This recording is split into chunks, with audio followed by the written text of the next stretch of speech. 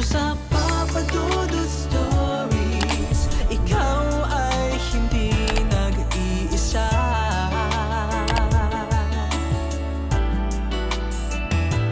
Dito sa Papa Dudut Stories, may nagmamahal sa'yo.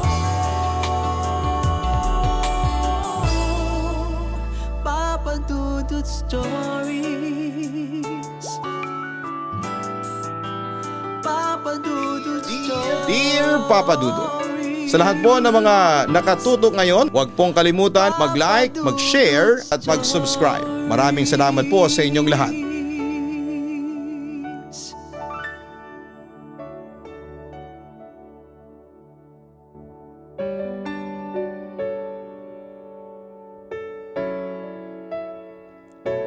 Magandang araw po sa inyong lahat. Tawagin niyo na lamang po ako sa pangalang Joel ng Santa Quiteria, Caloocan City. Nagwo-work po ako ngayon bilang gwardiya dito sa isang warehouse sa parehong lugar na binanggit ko. Matagal mo na akong listener sa radyo. Kapag day shift ko ay naaabot ng ko ang programa mo sa radyo. Pero kapag na-assign naman ako sa night duty ay doon ako tumututok sa Papa Dudut Stories para makinig ng mga tampok ninyong kwento. Gusto ko pa nga sana yung mga horror stories ninyo, kaya sana ay more horror stories pa sana. Siya nga pala, katulad ng sinabi ko, ay isa akong gwardiya dito sa isang malaking compound sa Santa Quiteria, kung saan ay maraming warehouses ang nasa loob. And at the same time ay estudyante ako sa Dr. Carlos Lanting College dito naman sa Tandang Sora, Quezon City. Nagtatrabaho sa gabi, nag-aaral naman sa umaga. Nakapost ako sa guardhouse sa labas ng compound na binabantayan ko. At mag-isa lang akong nagbabantay tuwing shift ko. 3 years ago, siguro'y mga bandang June yon, nilipat lang muna ako ng commander ko pansamantala sa isang compound sa ugong na same management din ang namamahala. Dahil sa nag-leave yung kapalitan ng kasamahan namin doon. Kaso nung malaman ko ngang doon ako ma-assign sa compound sa ugong Valenzuela ay hindi ako natuwa. Sinabihan na kasi ako na may mga nagpaparamdam doon, sabi ng mga kasamahan namin na naka-assign doon. Pero dahil sa tapang-tapangan ako ay binaliwala ko lang yung sinabi nila sa akin. Until nga dumating yung araw na nilipat ako doon sa pwesto nila. So ayun, galing ako sa school, diretso na ako doon sa compound sa ugong para mag-night duty. Maaga akong dumating doon dahil ayaw kong mapagalitan ng bagong supervisor ko dahil late ako. Ayun na nga Papa Dudut, pagpasok ko pa lamang ay parang medyo kakaiba na yung ambience ng lugar. Tapos ay may malaking puno sa loob ng substation. 7 PM nag-roving ako. Inikot ko yung buong substation dahil gano'n naman talaga usually ang ginagawa ng mga guard. Roving para hindi manakawan. After roving, pabalik na ako sa guardhouse para mag-aral. Bandang 9 PM medyo tinamaan na ako ng antok, so nag-decide ako na umidlip muna. Pero dahil sa sobrang pagod sa school sa dami ng ginagawa at tapos wala nang pahinga kasi diretso work na naman. Ayon, nagdire-diretso ang tulog ko hanggang sa nalimpungatan ako ng 1 AM kasi parang may tao na nakatayo sa harapan ko. Pero sa isip ko ay panaginip lang yon, kaya natulog ulit ako kasi antok talaga ako. Around 2 AM nagising na naman ako kasi parang may bumubulong sa tenga ko. As in yung tunog, na nakadikit yung labi sa tenga tapos ay parang may sinasabi na hindi ko maintindihan. Kinilabutan talaga ako sa mga oras na yon at naisip ko. Kasi yung mga sinabi ng kasamahan namin na may nagpaparamdam sa post nila. So pinilit ko nang hindi makatulog pero dahil sa sobrang antok ay nakatulog na naman ako. 2:45 AM at hindi ko alam kung totoo o panaginip, may nakadagan sa akin na tao. Pero hindi ko maaninag yung itsura niya kasi madilim. Kasi anong kilos ang gagawin ko? Hindi ako makagalaw. Yung bunganga ko ay hindi ko maibuka dahil gusto ko na sumigaw pero hindi ko magawa. Basta hindi ko gaanong mapaliwanag yung pakiramdam noong time na yon. Hanggang sa parang nakatadyak ako. Doon na ako nakakilos tapos ay umupo. Naghahabol hininga ako at alam nyo yung feeling na tumatakbo habang hinahabol ng aso tapos pag hinto ay naghahabol hininga ka. Basta ganon, hindi ko alam kung totoo ba yon o panaginip lang pero para sa akin ay hindi panaginip yon. Alam kong totoo yon. Lumabas ako ng guardhouse para uminom ng tubig kasi yung gripo namin ay nasa labas ng guardhouse nang biglang parang hinampas ng kahoy ng malakas yung gate ng substation. Bigla akong nagulat, tinignan ko kaagad kung ano yon pero wala namang tao.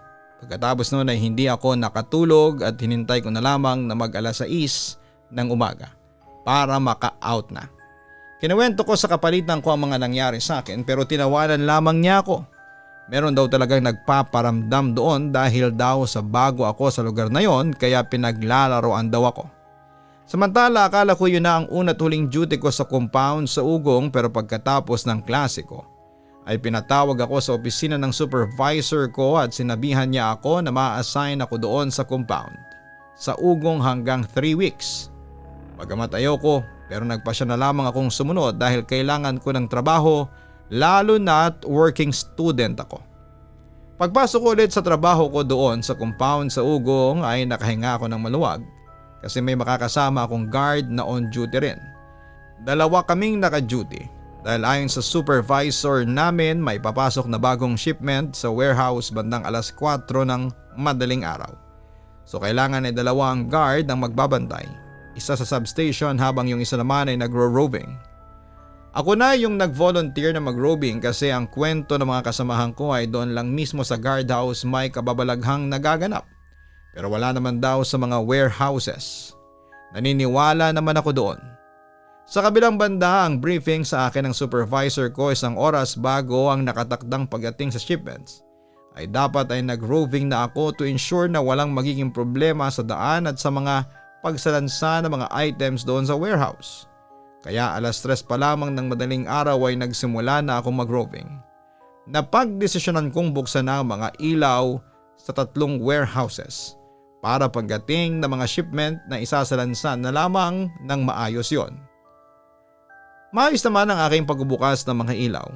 Wala akong naramdaman na kakaiba. Kumbagay masasabi kong chill lang ang aking duty ng araw na ito. Habang nagro-roving ay nagmuni-muni muna ako at malaki ang compound pero napakatahimik. May mga bukas ng mga ilaw kaya hindi ka na matatakot. Kita sa kinakatayuan ko yung iba pang mga istruktura at mga kabahayan sa labas ng compound namin. Tanaw ko din ang mga guardhouse noon. Sa aking pagmamasid ay nakita ko ang aking kabady na gwardya sa waiting area na natutulog. Isip-isip ko ay baka hindi niya kinaya ang anto kaya nakatulog na lang. Nakaupo siya sa monoblock at nakatingala na para bang nahilig pa. Kaya naman ipinagsawalang bahala ko na yon sapagkat ganon rin naman ako minsan kapag hindi ko na kinakaya ang antok at wala naman akong gagawin. Napatawa na lang ako kasi ang sarap ng tulog niya. Tumambay muna ako saglit, mga 15 minutes bago ko naisipan na maglakad-lakad ulit. Tanaw ko pa rin ang kabady ko na natutulog pa rin papadudot. Pero ang pinagtataka ko, may babaeng nakatayo sa may tabi niya. Asawa niya siguro na para bang pinapauwi na nito. Hindi ko na masyadong pinansin at patuloy akong buwaba. Umihi muna ako bago bumalik ng post bandang alas 3:30 ng madaling araw. Pagbalik ko sa post, tulog pa rin yung kabady ko. Wala na roon ang kanyang asawa habang gumagawa ako ng report ay kinausap ko nga siya. Inasar ko pa siya na siguro may nakita ang asawa niya sa messenger kaya siya sinusundo na nito. Ngunit tulog na tulog pa rin nito. Takang-taka ko. Nilapitan ko ang aking kabady sapagkat wala pa siyang report. Inalog-alog ko ang kanyang katawan ngunit hindi siya magising. Dito na po ako kinabahan. Inobserbahan ko siyang maigi at hindi na siya gumagalaw at humihinga. Wala na siyang pulso. Agad akong humingi ng tulong at may mga gwardya mula sa kabilang warehouse ang lumapit para tulungan ang kasama kong gwardya. Papadudod sinugod ang kabady ko sa ospital ngunit wala na itong buhay. Atake sa puso ang rason ng pagkamatay. Ayon sa doktor ay magdadalawang oras na itong patay.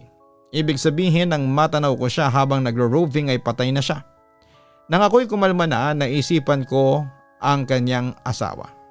Alam kaya nito na patay na ang aking kabady noong kanyang pinuntahan. Bakit hindi siya humingi ng tulong? Tumawag kami sa kanyang anak sapagkat ito ang nasa emergency contact niya. Pagdating ng kanyang anak sa ospital ay iyak ng iyak ito. Labis ang pagdadalamhati sa pagkawala ng ama. Nang aking tanungin, nasa lang yung ina? Kanina ay kita ko siyang sinusundo ang iyong ama. Ilang segundo bago sumagot ang dalagita, ang sagot ay nagdala ng kilabot sa buong katawan. Matagal na pong patay si mama. Natigilan ako. Hindi ko may paliwanag ang nararamdaman ko ng mga sandaling yon. Nakaramdaman ko ng takot, ibig sabihin pala ay multo yung nakita kong babaeng nakatayo sa kabady ko.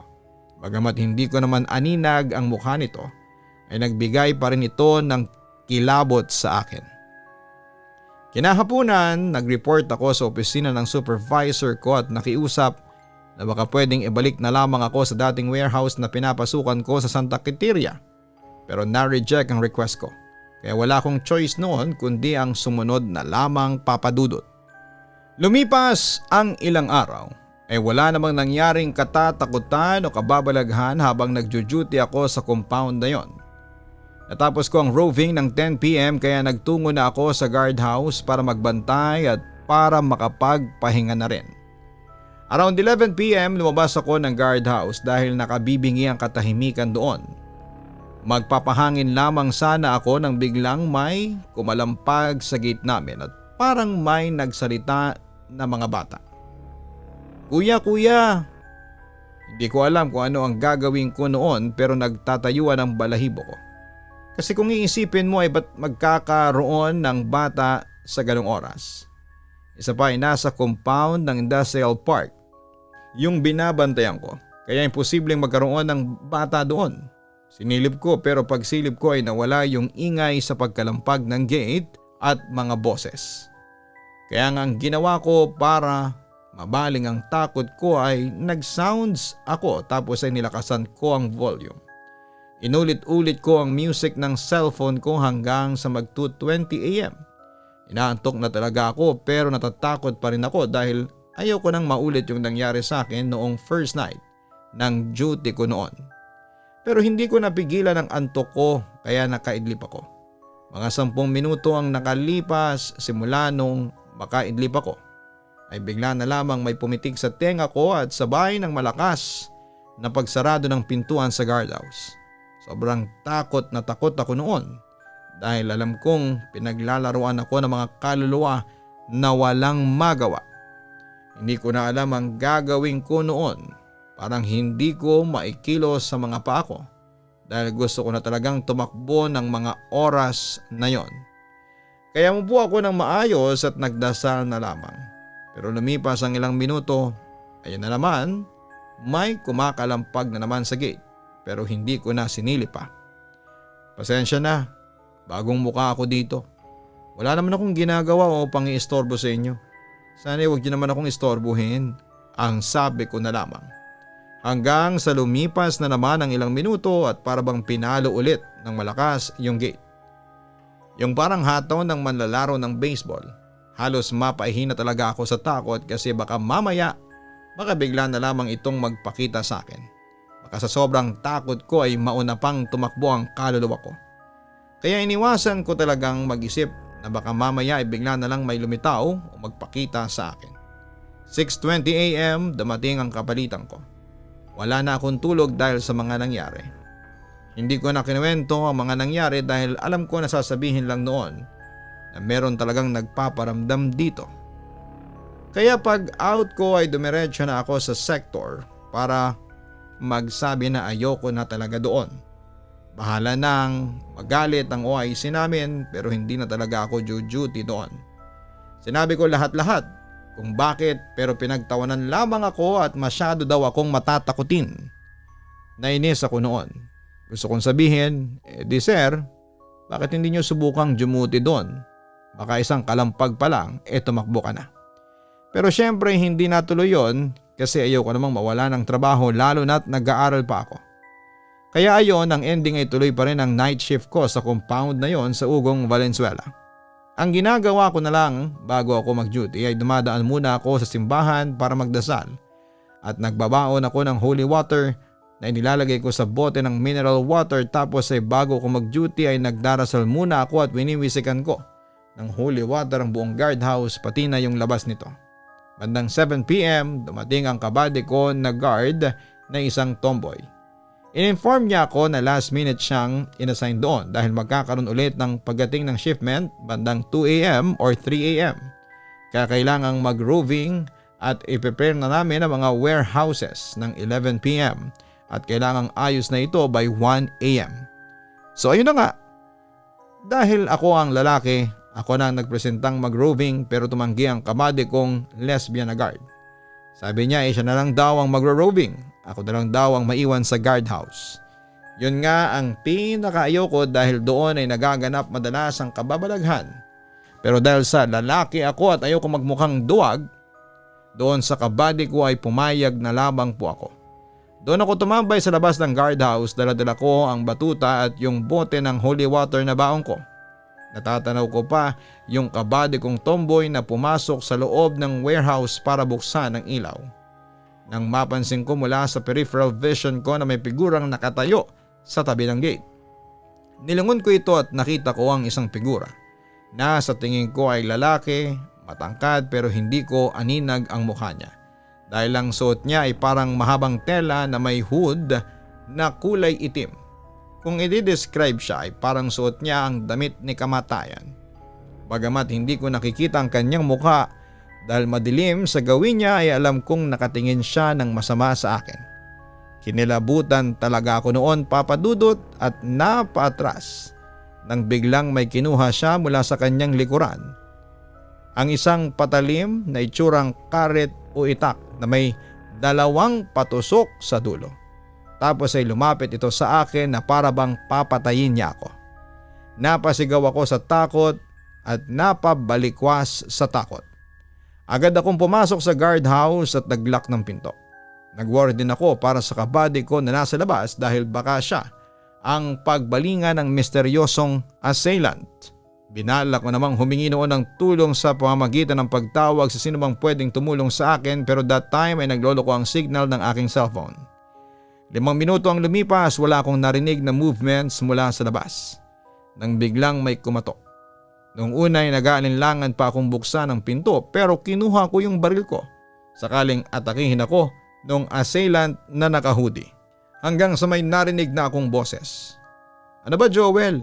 Buksan mo na itong pinto. Ikaw ha, mukhang may ginagawa kang milagro dyan, hoy. Sabi sa akin ng kabady ko na nasa labas. No choice ako noon kundi ang buksan ng pinto. At nakahinga ko ng maluwag nang makita ko yung kabady kong tomboy. Pero hindi pa rin ako nakakampante noon at nag-oobserba ako sa labas na siyang ipinagtataka ng kasama ko. Sino ba yung tinitingnan mo dyan o sisa niya sa akin? Kaya kinuwento ko sa kanya ang na-experience ko habang wala siya. Ah, yun ba? Naku, madalas yung manakot dito. Bulto lang yun, Joel. Sagot ng kabady ko sa duty. Ayon pa sa kanya. Madalas daw magpakita yon sa mga gwardya lalo na sa mga baguhan para manakot. At yun daw ang rason bakit siya nag-roving na lamang sa halip na magstay sa guardhouse.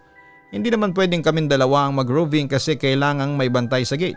Anyway, marami pa siyang ikinuwento sa akin. Marami daw talagang nagmumulto sa compound na yon dahil dati raw itong naging mass grave ng panahon ng mga Hapon. Yung mga in-execute ng mga Hapon noong World War II ay doon nilibing. Bukod doon sa multong nakahood at may mga multo din ang bata. Matatandang babae, white lady, kapre, tikbalang at mga engkanto. Nakakatakot daw talaga ang lugar na yon.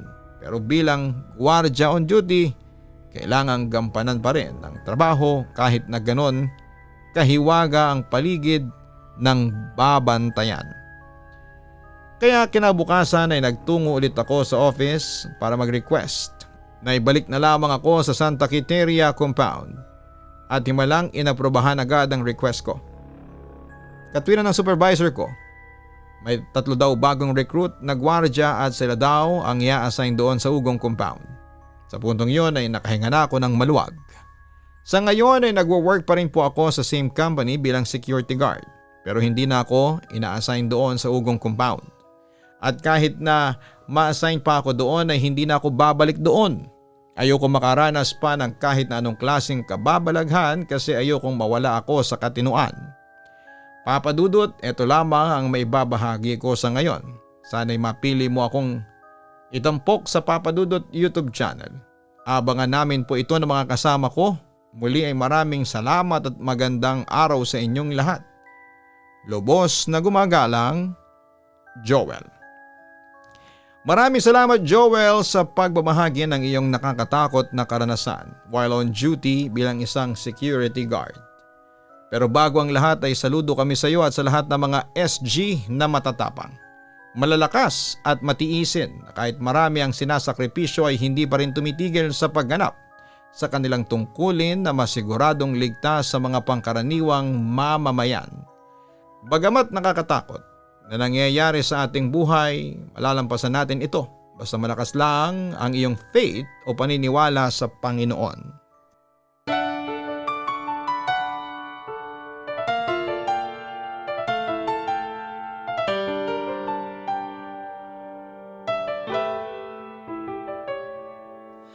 Ang buhay ay mahiwaga, laging may lungkot at saya. Sa Papa Dudut Stories, laging may karamay ka.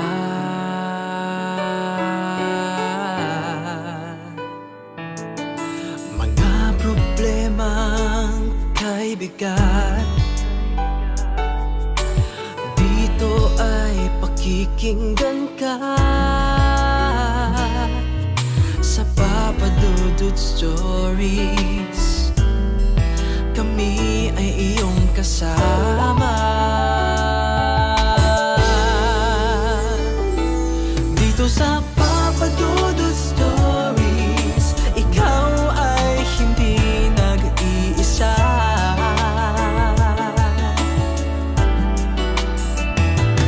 Dito sa Papa Dudut Stories, may nagmamahal sa'yo. Papa Dudut Stories, Papa Dudut Stories,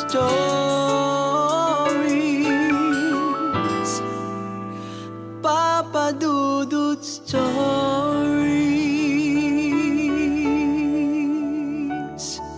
Makipagkulitan! So ayun po guys, nagkakagulo na po tayo ngayon dito. Nakikita po natin si Gian. Hi everyone! So ayun na po, may mga bisita po kami. Andito po ngayon. Makipagtawanan!